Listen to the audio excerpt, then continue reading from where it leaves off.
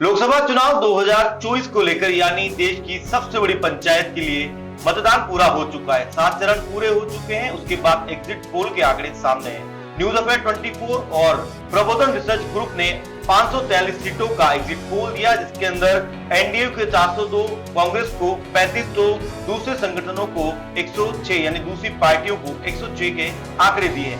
यही नहीं, इसके अलावा देश के बड़े चैनल्स ने भी लगभग इसी तरह के आंकड़े दिए, जिसमें एनडीए 400 को टच भी कर रही है, तो 400 को पार भी कर रही है। तो वहीं कहीं ना कहीं जो कांग्रेस है वो 70-80 के आंकड़े पर भी है। उसके अलावा 50 के आंकड़े पर भी बताया गया है। दूसरे जो दल है उनको भी अपनी सीटें मिली है। लेकिन अब इस सब के बाद जैसे ही एग्जिट पोल सामने आया है, तो अब एक बड़ी तकरार यहाँ पर शुरू हो चुकी है।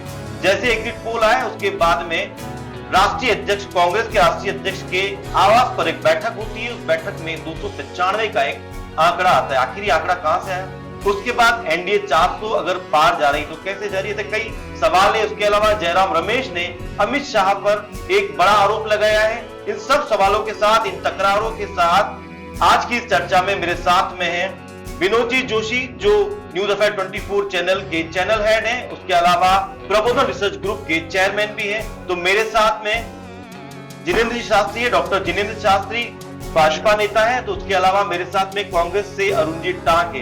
इनके साथ हम इस चर्चा को शुरू करते हैं, क्योंकि आखिर ये तकरार क्यों हो रही है। 295 का जो आंकड़ा है वो अचानक से कल सामने आता है। सबसे पहले मैं एक बार जो है पहला सवाल करूंगा डॉक्टर जिनेंद्र शास्त्री से।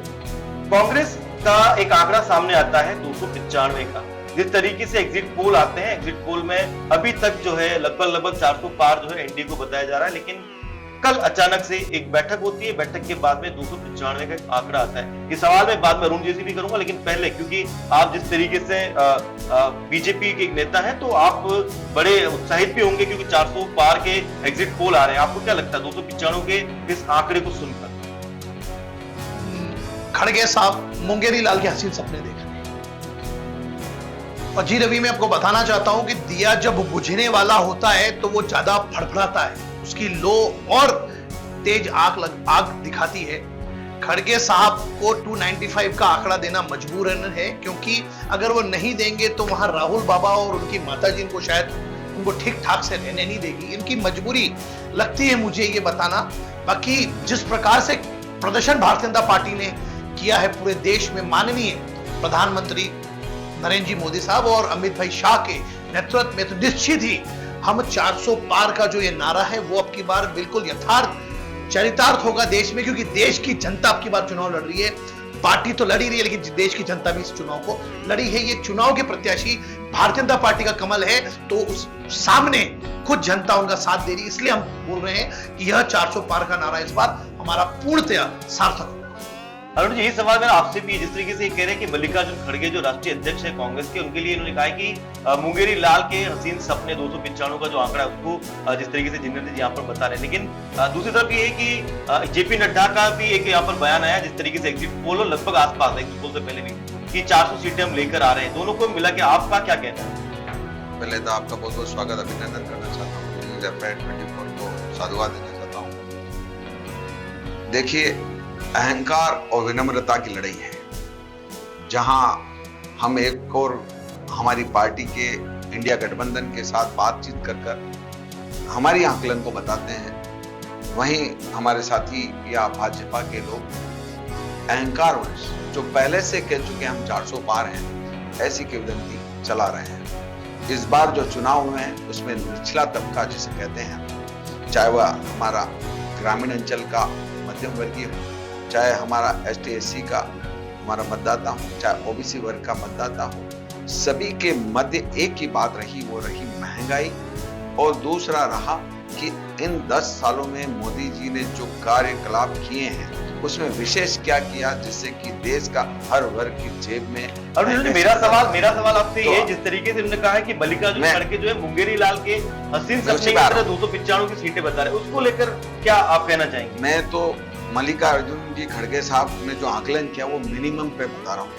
हो सकता है इससे हम ऊपर जाएं, चाहे हमारा आप भाई कहें कि मुंगेरी लाल का सपना है, लेकिन ये कल शाम तक पूरा देश देखेगा कि किस तरह से सच्चाई की जीत हुई है, विनम्रता की जीत हुई है और आम आदमी की लड़ाई कहाँ पहुंची है और महंगाई से हम कितने ऊपर आ पाए हैं। यदि इस बार हम अगर इस 295 के आंकड़े को पार करते हैं तो देश में जो राहत और सभी 36 कौम की जो बात करती है इंडिया, वो गठबंधन जीतेगा और 295 के ऊपर आएगा, लेकिन कम नहीं आएगा, क्योंकि ये आकलन एक व्यक्ति का नहीं है, गठबंधन का आकलन है। क्योंकि इनका एक व्यक्ति का आकलन तो शुरू में ही कह दिया, इस बार भाजपा नहीं चुनाव लड़ी है, सिर्फ मोदी जी लड़े हैं और मोदी जी ने ही ये आंकड़ा दिया सर्वप्रथम, और मोदी जी के नाम पे ही उन्होंने अपने हिसाब से ही टिकट दिए। आपने देखा होगा कि पहली लिस्ट, दूसरी लिस्ट, तीसरी लिस्ट में जहां प्रतिनिधि दिए गए, उसमें जो वरिष्ठ लोग थे उनका कब कब आया और कैसे कैसे लोगों के अंदर डर था कि हमारा नाम आएगा या नहीं आएगा। तो यहाँ पे सिर्फ एक व्यक्ति की चलिए जी बता 295 क्यों, 294 क्यों नहीं, 300 क्यों नहीं, 301 क्यों नहीं, यही आंकड़ा तो 400 पार क्यों? मैं ये सवाल तो विपक्ष से भी कर सकता पर पूरे चुनाव में कहीं पर भी ये आंकड़ा नहीं था। ये चुनाव, ये जो आंकड़ा है ये एग्जिट पोल के तुरंत बाद सामने आया है। मूसेवाला का गाने का जी जी ऐसा साहब ऐसा है कि क्या आप क्या जो आप बताना चाह रहे हैं, क्या मूसेवाला का जो गाना है 295 का 295 का गाना जो है मूसेवाला का, वही आंकड़ा यहाँ दिया गया है। तो राहुल गांधी जी ने भी वही बोला था, उनका नाम लिया था एक इंटरव्यू में। तो दोनों पार्टियां मेरे पास बैठी हुई है, बीजेपी और कांग्रेस।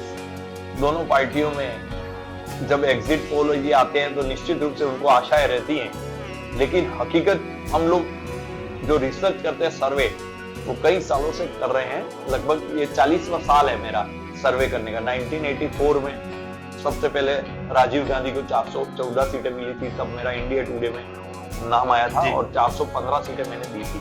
तो तब से हम ये कर रहे हैं, लिम्का बुक ऑफ रिकॉर्ड्स में भी हमारा नाम है, तो हम वो बहुत ही नजदीकी रहते हैं। और अब मैंने देखा कि सब एग्जिट पोल का पूरा विश्लेषण किया जाए तो उसमें क्या है कि हर एक लगभग 370-80 दे रहा है जी।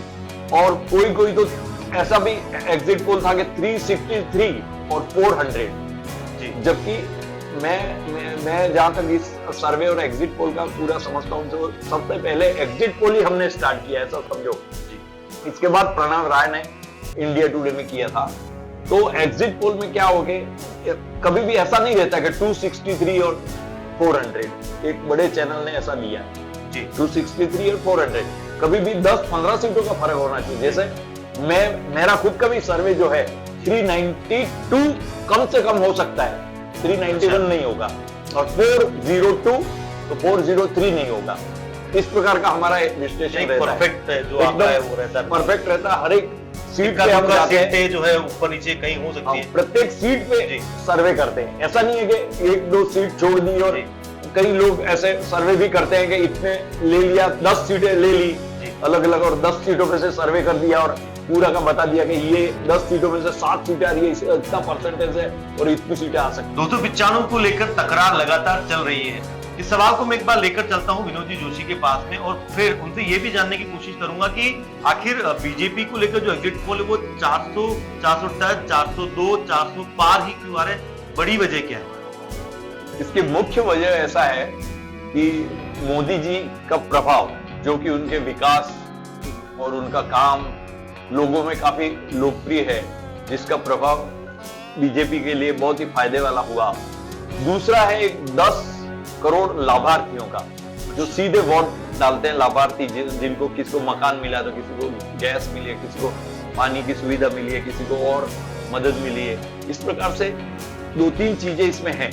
और तीसरा है कि पूरे जब लोकसभा इलेक्शन होता है तो लोग है वो देश की ओर देखते हैं, अपने लोकल इश्यू सब भूल जाते हैं, और जब देश की ओर देखते हैं तो वहां पूरे वर्ल्ड में यदि कोई आज फेमस व्यक्ति है, जो इतना बड़ा नेता, तो वो मोदी दिखते हैं उनको, जिसके कारण ये वोटर से वो वोट डालते समय वहां सोचता है और फिर बीजेपी की तरफ जाता है। पता है कि किस चेहरे की ओर हमको जाना है, किस विकास की ओर हमको जाना है। क्या अजनीश जी आप कुछ बोलना चाहेंगे इस पूरे सवाल को लेकर, जिस तरीके से विनोद जी बता रहे हैं कि 10 करोड़ वोटर सीधे?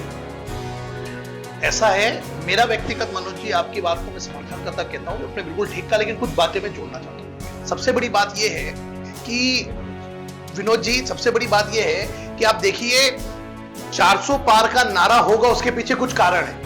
आपने 3 विषय का, उसका तो मैं समर्थन करता ही हूं, लेकिन कुछ चीजें ऐसी है जो मैं समझ रहा हूं। राम मंदिर, जिसके बारे में आपने कभी नहीं सोचा, धारा 370, जिसके बारे में हमने कभी नहीं सोचा, लोगों ने जो पंपर वोट किए हैं और 400 पार की बात के लिए लाइनें कहीं कहीं लगी हैं, अगर वो हो रहा है तो उसका अगला कारण है पीओके।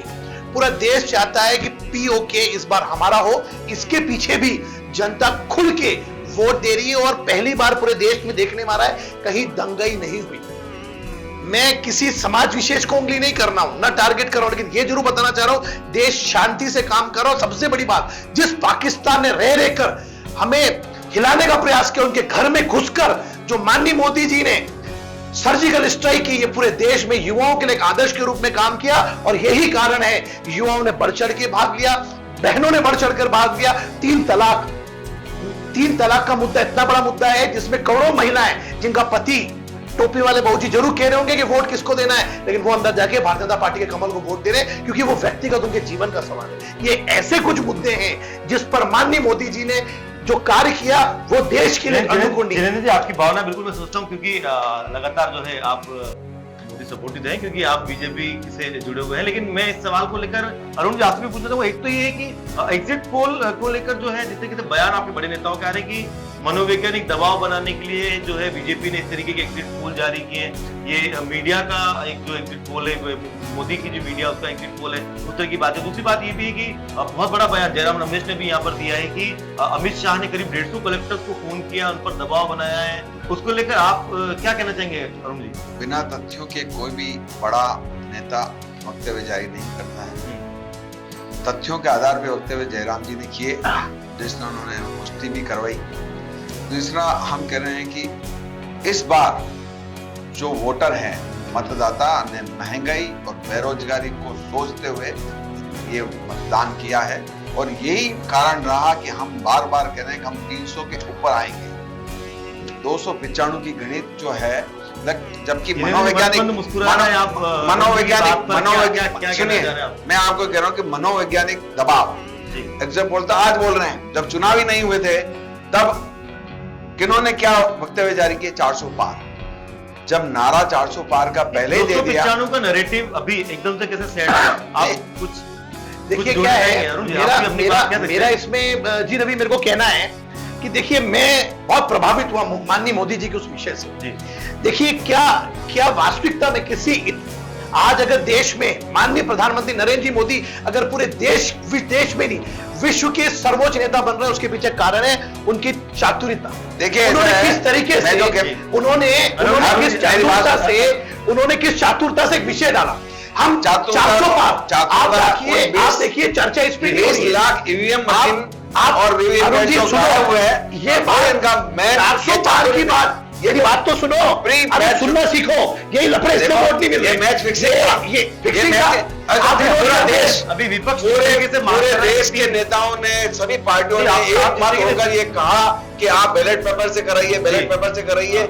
जहां नतीजे जल्दी आए वहां हमेशा उनके विपक्ष में नतीजे आए, और जहां वीवीपैट और यहाँ ईवीएम कैद हो गए काफी दिनों के, वहां नतीजे उल्टे आए, आधा समय मिल गया। और ये उदाहरण दिए गए हैं। जो आपने वीवीपैट की बात करी, ईवीएम की बात की, उसको लेकर मैं बोल रहा हूँ कि विपक्ष अभी जो बिल्कुल आपको विपक्ष में आप हैं, तो यहाँ पर बड़ी मांग उठी है। 3 बड़े सवाल यहाँ पर उठे कि वीवीपैट की जो पर्ची उनका मिलान हो, पोस्टल बैलेट की जो काउंटिंग हो वो पहले, उसके बाद हर राउंड का जो भी डेटा आता है वो प्रत्याशी को बताया जाए, उसके बाद उसकी संतुष्टि होती है, तो फिर जाके जो अगले राउंड की जो है काउंटिंग शुरू हो। इसको लेकर मैं आपसे भी बिल्कुल चाहूंगा और जिनेंद्र जी आपसे भी चाहूंगा, उसके बाद इन दोनों चीजों को लेकर मैं विनोद जी से भी बात करना चाहूंगा। पहले आप मुझे बताएं अरुण जी कि आप क्योंकि विपक्ष में हैं यहाँ पर, क्या कहना चाहेंगे आप?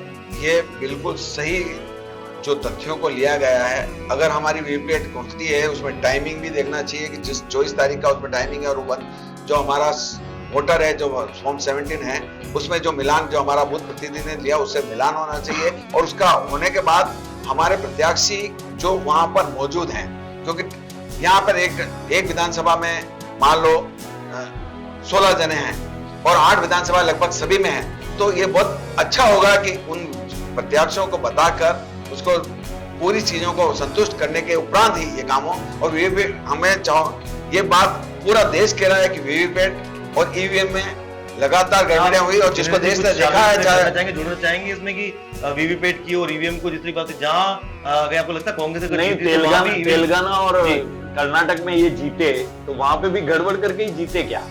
ये अपनी बात को खुद की मां को डाकर नहीं बोलेंगे। आप समझ देखिए, रहे हैं मेरी बात सुनिए, खुद की मां को डाकर नहीं बोलेंगे। मेरी बात केजरीवाल ने 96 आज अगर पिछले चुनाव में मैं अपने काबिल को याद दिलाता हूँ कि मैच फिक्सिंग क्या होता है। पिछले चुनाव में इन्हीं मोदी जी ने और शाह जी ने जोड़ी ने कहा कि हम 300 पार है, 303 पे आके गाड़ी हो गई। तो मैच फिक्सिंग जो होता है उसमें एक सिस्टम फिक्स होता है कि कितनी वीवीपैट और कैसे। जब हमारा यहाँ पर हमारी एफआईआर दर्ज हो चुकी 20 लाख वीवीपैट और ईवीएम का पसीने गायब है 7 लाख के आसपास, तो उस पे कहाँ गए वो? अरे देश पूरा है, हम तो चिल्ला चिल्ला के प्रेस कॉन्फ्रेंस में बता देना नहीं मिले खट्टे नहीं, ऐसा नहीं है। देखिए किसी भी बात को लेकर राहुल बाबा कभी कुछ कहते कभी ऐसा है, देखो ना तो नहीं बोले जो ये वक्तव्य जारी करते हैं उनका तथ्यों का कुछ होता ही नहीं है। तो जो बोले हैं वो सही है, आना सही है। कुछ कहना ये भाजपा भी कुत्ते थे। जिस तरीके से दोनों पार्टी के जो नेता आपस में जो वीएम वीवीपैट को जो इनकी बात करती है, आप क्या कहना चाहेंगे इसमें? जिस जगह पे पहले छत्तीसगढ़, राजस्थान, मध्य प्रदेश का जीते थे, पंजाब, हिमाचल और यहाँ कर्नाटक, तेलंगाना, ये सब जीते, तो ये भी तो ईवीएम मशीन से ही कांग्रेस जीती है ना। फिर वहां पे क्यों, फिर वो भी गड़बड़ से जीते हैं क्या? ऐसा 100 में से 100 नहीं कर सकते सर, मैं बताऊं। जहाँ गलतियां करनी है उनको नंबरिंग के हिसाब से करता है। ये मैथमेटिक्स। आप ये बताएं कि ये हमारा एग्जैक्ट पोल तो आज बोल रहा है, इन्होंने पहले क्यों बोल दिया? मैं बताता हूँ। और इन्होंने मैच फिक्सिंग, तो वो जो मैच फिक्सिंग कर रहे हैं उसी को दर्शा रहे हैं। हमारा आरोप है कि सब कुछ ठीक से 400 पार पहले से सेट कर रखा है, इन्होंने सेट करने की पूरी कोशिश की हुई है। अब कहाँ है इस कोशिश मैच फिक्सिंग में, ये कहाँ कामयाब होते हैं? लेकिन कामयाब हमारा जो प्रत्याशी, जो हमारी वॉचिंग है वो नहीं होने देगी। और इस बार जो हमारा जो सिस्टम है वो हमारा 300 पार होगा। हम लोग एक परीक्षा ले लेते हैं अभी टीवी पे, ये वापस सुनाई लोग देखेंगे कि जैसे राजस्थान में कौन सी सीटें ऐसी, जैसे कांग्रेस वाले बोल रहे हैं कितनी सीटें लगभग आ सकती है? 6 से ऊपर बता रहे हैं। 6 से ऊपर या 6 सीटें। तो 6 सीटें इनकी कौन सी, ये मैं बता देता हूँ। 6 सीटें ये कौन सी सोच रहे हैं? एक तो बाड़मेर सोच रहे हैं, एक दौसा सोच रहे हैं, एक झुंझुनू सोच रहे हैं, एक चूरू सोच रहे हैं, और एक भरतपुर सोच रहे हैं, और एक करौली सोच रहे हैं। करौली या डूंगरपुर, 7 सीटों में से करौली और बांसवाड़ा, डूंगरपुर, ऐसी 7 सीटों में मैंने बता दिया इनको ये 6 या 7 सीटें जीतने वाले हैं। अब देखेंगे अपन जब रिजल्ट आएगा तब कि कौन सी, जैसे उनको 4 मिली तो 4 कौन सी मिली? क्या बाड़मेर, दौसा और झुंझुनू और चूरू? 5वीं मिली तो भरतपुर, 6ठी मिली तो करौली, 7वीं मिली तो डूंगरपुर, बांसवाड़ा। तो ये जो है वो परीक्षा है कि आपके इस ईवीएम से वास्तव में है क्या। तो ये सही निकलता है तो फिर तो ठीक है, नहीं है सेटिंग। मैं एक बात बताना चाहता हूँ, बात हो गई। चाहे राजस्थान, मध्य प्रदेश, महाराष्ट्र में, इन राज्यों में। अब राजस्थान पर हम बात करते करते आगे, वैसे मेरा सवाल भी था, तो मैं पूछना चाह रहा हूँ कि क्योंकि 10 साल की अगर हम बात करें जिस तरीके से अभी जो चला है, तो अब 10 साल बाद एक बार कहने का जो सूखा है यहाँ पर जो सीटों को लेकर, वो लगता है कि जिस तरीके से एग्जिट पोल है कि 2 सीटें यहाँ पर राजस्थान में कांग्रेस को मिल रही है। तो शास्त्री जी आप क्या कहना चाहेंगे? क्योंकि सरकार तो बिल्कुल यहाँ पर भजनलाल सरकार काम कर रही है और बहुमत की सरकार है, उसके बावजूद भी 2 सीटें यहाँ पर। जी रवि, ये बात ठीक है कि हम तो 25 में से 25 का अनुमान हम लगा रहे, लेकिन अगर 1-2 सीट आगे पीछे हुई तो बाड़मेर और चूरू की सीट भी हो सकता है, कोई बहुत बड़ी बात नहीं है। और अगर हमको ईवीएम ही सेट करना होता तो राजस्थान से। दूसरा मेरा कहना है कि जब अंगूर नहीं मिले ना तो खट्टे हैं। और मैं कहता हूं कि जैसे मेरे काबिल दोस्त ने कहा कि खुद काबिल है लेकिन इनकी पार्टी, ये खुद काबिल है लेकिन इनकी पार्टी नाकाबिल है। एक सही व्यक्ति गलत जगह है। थोड़ी तो तारीफ हुई है यहाँ पर आपकी, ये व्यक्ति सही है लेकिन गलत जगह, लेकिन ये गलत जगह। कारण क्या है इसका? अरुण जी सुनो, तो मेरा बहुत गंभीर विषय ये बात पार्टी की नहीं है। मेरा आपसे कहना क्या अरुण जी, कि आपने प्रश्न पूछा ना कि ये पहले प्री फिक्सिंग हो जाता है। फिक्सिंग नहीं है अरुण जी, इंटेलिजेंसी इतनी ब्रॉड जमीन तक उतरी हुई है शाह साहब की, माननीय मोदी जी की, कि वो पहले ही पूरी जनता का नमूसा ले लेते हैं। और आप मुझे एक बात का जवाब दो, मतलब मैं तो चातुरी, माननीय प्रधानमंत्री जी की चातुरी का हम फिदा हैं, उनकी बात को सैल्यूट करते हैं। क्यों करते हैं? क्योंकि उन्होंने टास्क दिया कि अब की बार 400 पार। तो विपक्ष इसकी बात नहीं कर रहा, वो हारेंगे जीतेंगे। वो क्या कह रहा है? नहीं इनकी तो 400 नहीं आएगी, 85 आएगी। अरे भाई आप तो इसकी बात करो ना कि आप जीत रहे हो, हार गए। नंबर 2 इनकी सबसे बड़ी जो गलती मुझे समझ में आती है, हमारे पास में एक ब्रांड है, माननीय मोदी जी हमारे देश के इस भारत के ब्रांड है, इनका व्यक्ति तो व्यक्ति हर छोटा बच्चा, मेरी गुड़िया जब टीवी देखती है कि पापा पापा पप्पू आ गया, तो मेरे को समझ में आ जाता है कि किस प्रकार से इनको समझो। देखिए इनका जो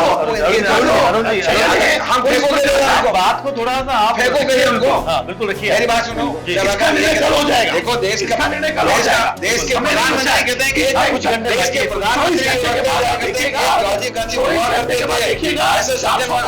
जो हमारे चाहे हमारे किसी भी तरह की पार्टी का कोई भी काबिल हमारा नेता होता है, वो उनको प्रधानमंत्री जी को जी लगाता है या मोदी की बात, लेकिन वाक्य शैली और इसके सबका ध्यान पूरे, लेकिन अब सुनिए, ये पूरे एग्जिट पोल आपके इतने सारे आए और कई जगह पे देखा होगा आपने कि कहीं वोटिंग कम हुई है तो कहीं वोटिंग ज्यादा हुई है।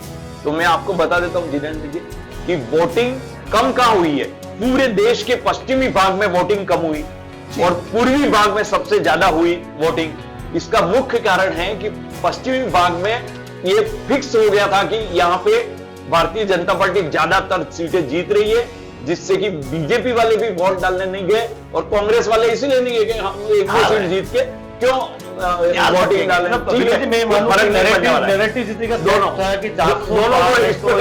दोनों का व्यू इस प्रकार का था, उनके वोटर का, इसलिए वोटिंग कम हुई। और दो प्रदेश और है, उत्तर प्रदेश और बिहार, जहां पे ज्यादा कोई परिवर्तन नहीं होने वाला है, इसलिए वहां पे भी वोटिंग कम हुई। अब रह गए पूर्वी प्रदेश, जो कि आसाम तुम्हारा देख लो 72, अब तुम्हारा पश्चिमी बंगाल देख लो, उड़ीसा देख लो, आपका तेलंगाना देख लो, आंध्रा देख लो, नीचे तमिलनाडु देख लो, इसमें पूरी वोटिंग ज्यादा हुई है क्योंकि वहां परिवर्तन हो रहा है। इसको इस तरह से भी देखा जा सकता है जोशी साहब कि जहां वोटिंग में वोटर सुस्त है, मतलब आपका व्यक्ति जो आपका भाजपा का नेता है या आपका जो वर्कर है वह बाहर नहीं निकला है और वहां पे खाता खुल रहा है 10 सालों बाद, तो वहां आप पश्चिम में जब बता रहे हैं कि आप वहां पे जहां पढ़ रही है वहां एग्रेसिव वोटिंग है, खिलाफ है, सत्ता के खिलाफ। सत्ता किसके पास 10 साल से, और क्या वहां पे पूरी मेजोरिटी के साथ सत्ता थी? तो हम इसको आकलन इस प्रकार कर रहे हैं कि जहां ज्यादा वोटिंग हुई है वहां बदलाव हो रहा है और जहां सुस्त है वहां हम और खाता खोलने जा रहे हैं। तो ये सबके आकलन अलग अलग है, लेकिन यहाँ ये हो रहा है, बात इस बात की है मैच फिक्सिंग, और वो वीवीपैट और ईवीएम, ये इसका बहुत बड़ा कारण रहता है और हमेशा रहा है। लेकिन फिर भी हमारे लोग इतनी तरीके से इन चीजों को देख रहे हैं, इसलिए हमने इसमें अवेयरनेस के लिए हमारे नेताओं ने ये चीजें गाइडलाइन जारी की है। हम कहीं न कहीं इसीलिए हम कह रहे हैं कि हम 295 का जो आंकड़ा लाएं वो पार हो। एक सवाल मेरा आपसे अरुण जी, क्योंकि जिस तरीके से मल्लिकार्जुन खड़गे ने ये बात कही थी कि 295 का हम आंकड़ा जो है पार करें, 295 फिक्स बोल रहे हैं, ना तो वो 94 पर आ रहे हैं ना 300 पर आ रहे हैं। खैर वो एक उस पर बहस कर चुके, लेकिन मैं एक चीज को इसमें जोड़ना चाहूंगा कि जेपी नड्डा जी ने कहा है, जिस तरीके से जो बीजेपी के राष्ट्रीय जेपी नड्डा, उन्होंने कहा कि 400 हम पहुंच रहे, 400 पार करें। एक बात उन्होंने यहाँ पर भी हुई कि ना कांग्रेस जो पहले हार मान चुकी है, एग्जिट पोल में शामिल नहीं होना चाहती, क्या वजह है? देखिए जेपी नड्डा जी तो आदत है, कुछ भी वक्तव्य जारी कर देते हैं। चुनाव के मध्य उनको डांट पड़ गई, माननीय मोदी जी ने जब उन्होंने वक्तव्य जारी कर दिया किसी एक समुदाय के खिलाफ कि ये आ गए तो ये हो जाएगा, तो उनका तो कोई दरी थोड़ी है नहीं। अभी तो सिर्फ पार्टी ना तो कमल है ना भाजपा है, सिर्फ मोदी ब्रांड है, जैसा मेरे काबिल दोस्त ने बताया। तो यहाँ ये बात करना चाह रहे हैं कि 295 हमारा एक गठबंधन जो हमारी चीजें हमारे नेट के जो तय होता है, हमारे उनमें एक एक चीज पे एनालिसिस हुआ है, तो उसमें फिक्स आ सकता है एनालिसिस। जैसे 402 का आपका आया है, जो आपका 35 का आया है, तो उसके लिए भी तो हम तो क्वेश्चन नहीं कर रहे हैं कि ये क्यों आया, किसी एग्जिट चाणक्य ने किया, कहा जी ने क्या कहा। अब ऐसे भी एग्जिट पोल हैं जिसमें उन्होंने हिमाचल में 8 सीटें बता दी। अरे भाई तुम्हारा जब सीटें 4 हैं तो 8 के एग्जिट पोल कोई खुदा करिश्मा नहीं है, कोई ईश्वरीय अवतार नहीं है कि बोल के मुंह से जो बोल दिया वो हो जाएगा।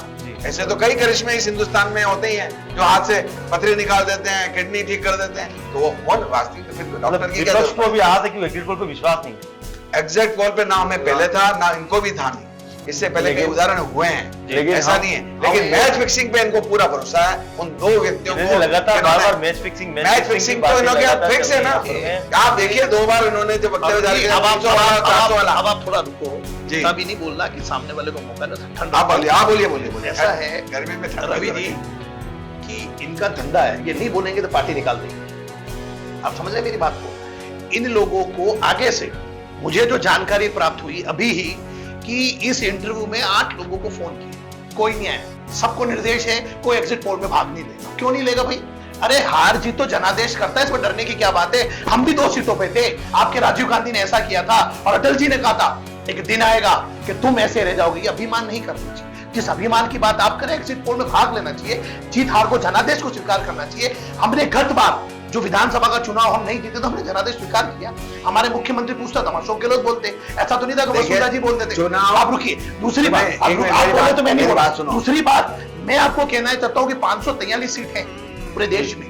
आप देखिएगा इस बार एक नया करिश्मा होने वाला, ईश्वर करता कुछ चीजें ईश्वर करता है।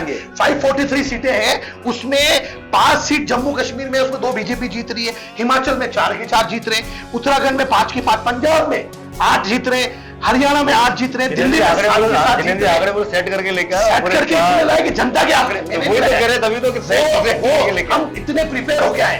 ये भी लाए कागज 295 का लाए, मुझे क्या दिक्कत है? हम तो 495 मैं तो लाया हूँ, ये जनता को दिखा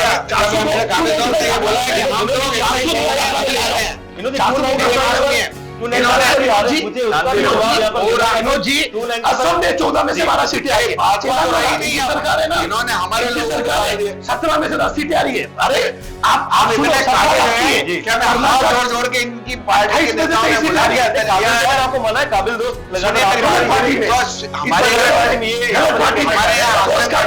मैं आप दोनों को रोकूंगा विनोद। आप बताइए 95 के ऊपर जिस तरीके से 540 सीटों का जो ये 400 की बताया, तो वो अभी इनसे सवाल किया 545 का भी आंकड़ा वो तब जिन्होंने जी बताया कि क्या बड़ी बड़ी जीत नहीं हो जाता तो इसमें हो सकता है। नहीं ऐसे सभी राजनीतिक दल अपनी अपनी बात करते हैं जब तक एग्जिट पोल रहते हैं, और जब रिजल्ट आता है तो बिल्कुल आईना साफ हो जाता है। हम एग्जिट पोल करते हैं, हमारा एग्जिट पोल हमेशा एकदम सही रहता है। आपको बता दें, यदि कम से कम, यदि मैंने जो 402 सीट दी है उसमें कम से कम यदि लॉस भी होता है 3 राज्यों में हो सकता है, राजस्थान, उत्तर प्रदेश और महाराष्ट्र 3 जगह पे यदि कुछ 2-2, 3-3 सीटों का लॉस हुआ तो टोटल 392 और 402 देखना, उसके बीच में ही आंकड़ा आएगा। 402 और 392 लगातार जो है वोट लेकर है, 10 के अंदर कोई ना कोई आंकड़ा ऐसा आ सकता है। और देखिए मैं महाराष्ट्र का खासकर इसलिए कह रहा हूं क्योंकि महाराष्ट्र में 2 पार्टियां, बड़ी पार्टियां 2 फाड़ हो गई। 2 फाड़ होते ये नहीं समझ में आ रहा था कुछ जगह पे कि ये शिंदे की ओर जा रहे हैं या उद्धव ठाकरे की ओर जा रहे हैं, या अजित पवार की ओर जा रहे हैं या शरद पवार की। तो हो सकता है यदि महाराष्ट्र में कुछ 2-3 सीटों का फर्क हो सकता है। ये जो रवि, मैं आपको बताना चाह रहा हूँ, ये जो 402 की बात हम बार बार कर रहे हैं ना, उसका मुझे सबसे बड़ा कारण है कि उत्तर प्रदेश में हम इस बार 73 सीट लाए, और इस बार एक बहुत बड़ा नया करिश्मा ये हो रहा है कि महाराष्ट्र में, जैसे कि हमारे मित्र ने कहा, विनोद जी ने, महाराष्ट्र में 36 सीट आएंगी, एनडीए की 36 सीटें, और ये जो पूरा करिश्मा हो रहा है ये जनता कर रही है। जनता को पता पड़ गया है कि हमको ऐसा व्यक्ति चाहिए जो पीओके ला सके। 140 करोड़ लोगों ने इनको, मोदी जी को फोन करके बता दिया है कि हमने किस किस को वोट दिया है, और वही उन्होंने पहले ही बता दिया कि हम इस तरह को करेंगे तो 400 पार आ जाए। 140 सबसे बड़ा करिश्मा करेगा मतदाता, जो कल 12 बजे से पहले तस्वीरें इस समय फोन करूंगा मैं, और इस समय फोन करूंगा आपको। और कैसे करेंगे मतदाता अंदर? तो कोई बात नहीं, हमारे लोग अभी एकदम अलर्ट है। आपने अभी ये बताया कि इनके लोगों ने कहा कि एग्जिट पोल में नहीं जाना है।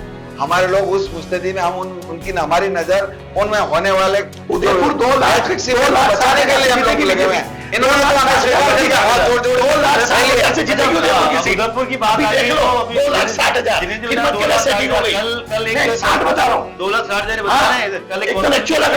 2,60,000 आपके कांग्रेस ने एक बयान जारी किया था कि लगभग 1 लाख से मैं यहाँ पर जीतने वाला हूँ।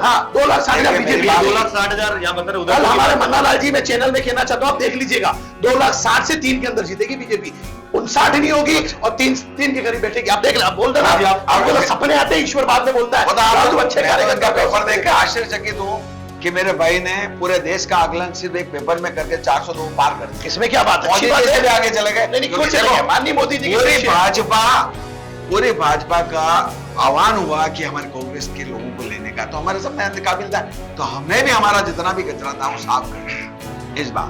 तो ये जो परिपूर्ण हुई है इस विपक्ष को झेल कर, उस आंकड़ा इनका जो आ रहा ना, ये आंकड़ा अपने आप ही पता पड़ जाएगा। यूं नहीं हो कि उल्टा हो जाए दो इधर आ जाए, 204 पे अटक जाए। देखिए तो ये चीजें, देखिए सब चीजें- 295 या 400 पर इसकी लगातार चल रही तकरार। अभी फिलहाल एक आखिरी सवाल और मैं लेना चाहूंगा आपसे है, क्योंकि मेरा ये सवाल और उसके अलावा मैं फिर जिनेंद्र जी से भी सवाल करूंगा। बड़ा एक अहम सवाल है। चलिए मान लेते हैं कि कांग्रेस की सरकार यहाँ पर अब की बार 400 पार का जो है वो उल्टा लिख चलिए, दिया। आप भी देख सकते हैं। 402 को तो 204। मेरा सवाल यहाँ पर ये था कि अगर फर्ज कर लीजिए कि कांग्रेस की सरकार यहाँ पर बन रही है, मान लेते हैं कि आप जो बोले 295 उसके अलावा भी अगर बढ़ जाते तो कांग्रेस की सरकार, इंडिया आप मुझे बताएं पीएम कौन बनता है? हमारे यहाँ तो गठबंधन तय करेगा, हमारे यहाँ राहुल जी तय करने वाले हैं? गठबंधन तय राहुल जी करता है। बोलेंगे सुनिए, कौन हो? अगर हम 36 कौम की बात करें, सबको साथ कर लेकर सबके विकास की बात करेंगे, जी। तो हमारे यहाँ जब चुनाव होगा तो गठबंधन ही तय करेगा। ये तो तय पहले ही हो चुका है, गठबंधन जिसको तय करेगा वही पीएम बन सकता है और बनेगा। यहाँ ये नहीं है कि पहले से मोदी जी हो गए, ना तो गडकरी जी होंगे, ना राजनाथ जी होंगे, या आज देश में जो हमारे वाजपेयी जी के नाम से, ये जो वाजपेयी जी एक अच्छे नेता हुआ करते थे, उनको पक्ष विपक्ष में वो निष्पक्ष बोलने की आदत थी, जिसका पूरा देश उनकी बात को सुनने के लिए तैयार रहता था। मेरे जैसा व्यक्ति भी जब वो आते थे हम सुनने जाते थे, उनकी तारीफ के पुल नहीं मानते, काजी कभी रहे, बिल्कुल मैं लेकिन उनकी स्वर्ण चतुर्भुज योजना से लेकर कभी भी जितनी भी योजना थी वो कहाँ है, उनका फोटो नजर नहीं आता है। मेरे ये कहने का मतलब है, जो तानाशाही जो डिक्टेटरशिप चल रही है, जो पुतिन हो उधर ये हो जो चल रहा है, वो गृह युद्ध अब भाजपा में भी चल रहा है। तो आने वाला समय इस देश के लिए बेहतर होगा कि इंडिया गठबंधन की सरकार शुरू से स्पष्ट था, मोदी के चेहरे पर ही वोटिंग हुई है। ये पहले से तो बोलेगा कौन? 400 पार इसीलिए बोलने की हिम्मत ही नहीं, क्योंकि यहाँ पर आपके यहाँ अरे 6 लाख से जीतने वाले भेड़िया जी का टिकट काट देते हैं। बड़ी बात ये कि यहाँ बोलने का पर कोई है ही नहीं है, वेटिंग में डाल देते हैं। फेस तो था, वो फेस फ्रंट देखो फेस ये आप गलत फेस तो वैसे का वॉशिंग मशीन है। ये गलत व्यक्ति को देखो, सही भाजपा बात वोटिंग है। मशीन नहीं है। इसका जवाब कांग्रेस ही देगी, इसका जवाब तो बीजेपी देगी ना। जैसे जब आप मेरे को सवाल दे रहे हो कि ऊपर से भ्रष्टाचारी, ऐसा है अरुण जी, सुनो, ये कहा प्रश्न क्या है? ऊपर से प्रश्न ये प्रश्न है आपका कि हमारी पार्टी ने मोदी जी का चयन किया, फेस क्यों? पूरे देश ने मोदी जी को स्वीकार किया। स्वीकारोक्ति एक विषय होता है, तो पूरे देश ने जब डिसाइड किया, 2014 में पहली बार प्रधानमंत्री पद का उम्मीदवार घोषित किया, 2019 को किया, 2024 को किया, तो जनता ने उनको स्वीकार किया। अब इनके यहाँ कौन बनेगा ये जवाब, क्योंकि आप ये प्रश्न, ये जवाब मैं आपसे लेना चाह रहा हूँ कि क्या ये राहुल गांधी कौन होगा? राहुल गांधी हमारा इंडिया गठबंधन में राहुल गांधी बड़ा चेहरा मानते हैं, फिर भी बड़ा दल सबसे बड़ा 35 सीट आएगी कांग्रेस की। अगर बड़ा पूरे दल देश में 35 सीटें आएगी। गठबंधन में गठबंधन में बड़ा दल अगर इंडिया में हमारा कांग्रेस रहेगी, तो राहुल गांधी एकमात्र चेहरा रहेंगे जो पीएम रहेंगे, दुर्भाग्य इस देश का रहेंगे। दुर्भाग्य उनको आप कहना जैसे लोगों के चाहिए लिए। जिन्होंने हत्याएं कर दी, कफन के पैसे भी खा गए, जिन्होंने नियोजित ऐसे स्ट्रगल के लोग देश में सीडीपी दे मैं इसको लेकर 4 चुनाव के अध्यक्ष ने किसी ने वक्तव्य जारी नहीं किया, कभी कैमरे के सामने नहीं आए। ऐसे मोदी जी जिनको इतिहास के बारे में पता नहीं है, जिन्होंने बेरोजगार मोदी जी कभी कैमरे के सामने नहीं आए, वो भी उधर से मोदी जी कब कैमरे के सामने आए? नहीं बोलेंगे तो इनको पार्टी में अरे कैमरे के उनकी उलझुल बातें कि यहाँ पर आए आपको क्या लगता है, क्योंकि 400 का जिस तरीके जो आंकड़ा लेकर चल रही थी बीजेपी, क्या बड़ी वजह ये रही कि पीएम मोदी का चेहरा स्पष्ट था यहाँ पर कि प्रधानमंत्री यही बनने वाले हैं। लेकिन अगर हम यहाँ बात करें इंडी ब्लॉक की, अगर बात इंडिया ब्लॉक की बात करें, तो एक फेस जिस तरीके से फ्रंट पर होना बहुत जरूरी था कि क्या राहुल गांधी को वोट करना है, क्या मुझे ममता को वोट करना है, क्या मुझे किसी और को वोट करना है। तो क्या आपको लगता है इस वजह से कहीं ना कहीं कांग्रेस इसमें पिछड़ी इस बार एग्जिट पोल को लेकर?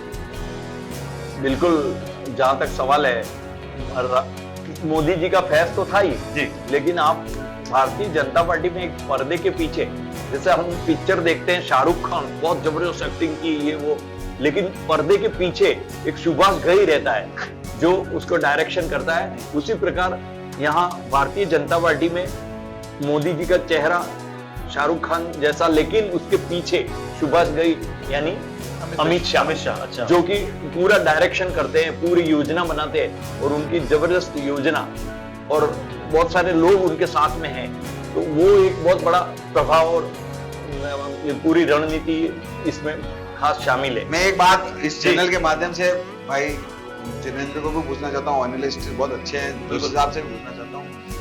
एग्जैक्ट पोल ने सब चीज बता दी। भारतीय पीएम अगर 400 आ रही है तो इसका मतलब पीएम तो मोदी जी बन रहे हैं। तो क्या मोदी जी को जो पहले जिस कॉन्स्टिट्यूंसी से लड़े वहां से पहले से ज्यादा वोट मिलेंगे या उससे कम होंगे? ज्यादा क्या वोट मिलेंगे। 3,60,000 का फिगर राजस्थान के भिलवाड़ा से 6 लाख से अगर भेड़िया जीत सकते हैं तो क्या वो मोदी जी से ज्यादा परीक्षा? मेरे कहने का मतलब है अगर मोदी जी अगर 10 साल से लड़ रहे हैं वहां पर, इस बार क्या रहेगा? क्या वहां की जनता पूरे में से पूरे वोट उनको दे देगी? प्रश्न आपको पूछना उत्तर भी आपको देना है, किनको देना है? आपको देना है। यहाँ पर आने वाला है, मैं बता देता हूँ, ठीक है, मोदी जी 6 लाख पार कर 1000 वोटों से एनडीए लोग 295 पर रह जाएंगे। ये सवाल जो है कुछ ही घंटों बाद साफ होने बोला है। क्या कहेंगे आप इसको लेकर? जिस तरीके से फेस फ्रंट में होना जरूरी था, अगर आप जिस तरीके से कांग्रेस की हम बात करें, अभी हमारे जिस तरीके से जिनेश जी बता रहे कि 35 सीटें मिलेंगी कांग्रेस को।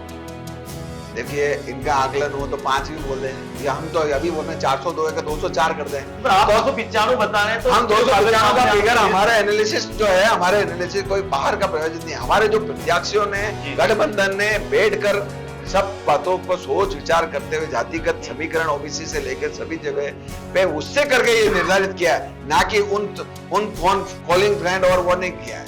और ये जो मैं कह रहा हूँ ना प्री मैच फिक्सिंग, उससे नहीं किया है। हम लोग बार बार एक ही बात कह रहा हूँ कि मोदी जी का आकलन मेरे दोस्त बताए, अगर इन्होंने 3,60,000 का उदयपुर में बताया है तो यहाँ बैठे बैठे ये घोषणा नहीं करे पहले से ज्यादा वोट लाएंगे।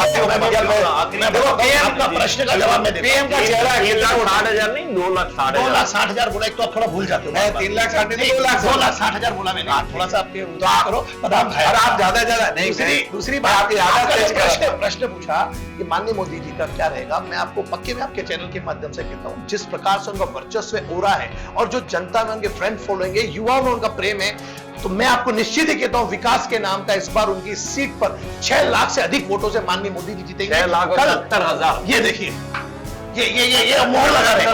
इसको भी मैच फिक्सिंग कर दीजिए, इसको भी मैच फिक्सिंग कर दीजिए।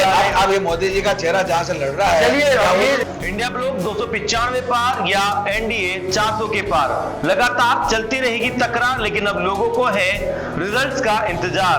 देखते रहिए न्यूज़ अफेयर 24।